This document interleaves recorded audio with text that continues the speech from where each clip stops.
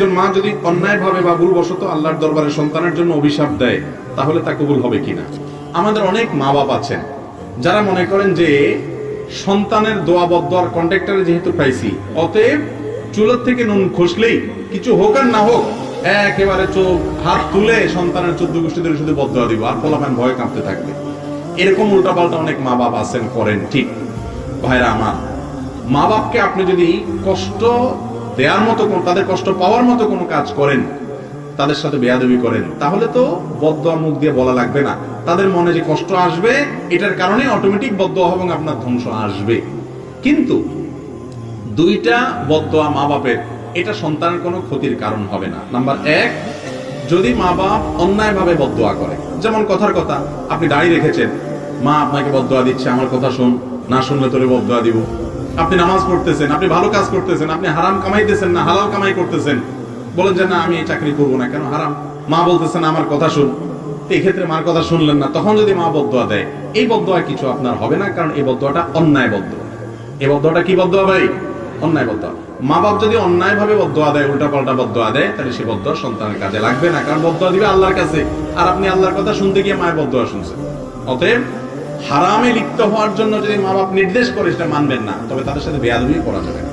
ওয়াসাহিবহুমা ফিদ দুনিয়া মারুফা, আল্লাহ বলেছেন তারা যদি তোমাকে কুফরি করতে বাধ্য করে তাদের কথা শুনবা না, শিরিক করতে বাধ্য করে শুনবা না, কিন্তু তাদের সামনে ঠিকই ভদ্রভাবে তোমাকে চলতে হবে, বেয়াদবি করতে পারবা না। এরপরও যদি তারা বদদোয়া দেয়, সেই বদদোয়া আপনার কোনো কাজে আসবে বা আপনার কোনো ক্ষতি হবে। কথা কি বুঝাতে পারছি? দ্বিতীয়ত আরেকটা বদদোয়া লাগবে না, সেটা হলো কখনো রাগের ছোট বদদোয়া দিয়ে ফেলেছে, তুই ধ্বংস হয়, এটা হয় সেটা হয়, সাথে সাথে আবার নিজেই আক্ষেপ করতেছেন, আল্লাহ আমি রাগের ছোট বলে ফেলেছি, সন্তান আসলে এত বড় কোনো ভুল করে নাই, যাই হোক আল্লাহ আমি তার ধ্বংস চাই না। এরকম যদি হয়, অর্থাৎ সাথে সাথে আবার মা বাপ উইথড্র করেন এবং বদদোয়া না দিয়ে সন্তানের জন্য আবার নেক দোয়া শুরু করেন, ইনশাআল্লাহ আগের বদদোয়া কি হবে না, কোনো ক্ষতি হবে না।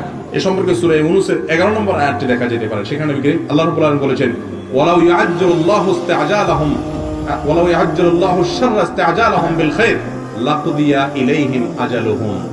মানুষ খারাপের যে বিষয়গুলো যত তাড়াহুড়া করে, অর্থাৎ তাড়াতাড়ি বদদোয়া দোয়া করে, ভালো জিনিসগুলো আল্লাহ তাআলার কাছে মানুষ চাইলে যেরকম সাথে সাথে পেয়ে যায়, খারাপটাও এরকম বলার সাথে সাথে যদি আল্লাহ দিয়ে দিত, তাহলে বহু আগে মানুষ ধ্বংস হয়ে যেত, শেষ হয়ে যেত। আল্লাহ দেন না, আল্লাহ অপেক্ষা করেন। যখন মা বাপ বদদোয়া দিয়ে ফেলেছেন রাগের মুহূর্তে, পরক্ষণে আবার যখন সেটাকে প্রত্যাহার করে নেন এবং তওবা করেন, আবার নেক দোয়া শুরু করেন, তো আল্লাহ তাআলা আগের বদদোয়াটা আর কবুল করেন না, সন্তানের কোনো ক্ষতি হয় না।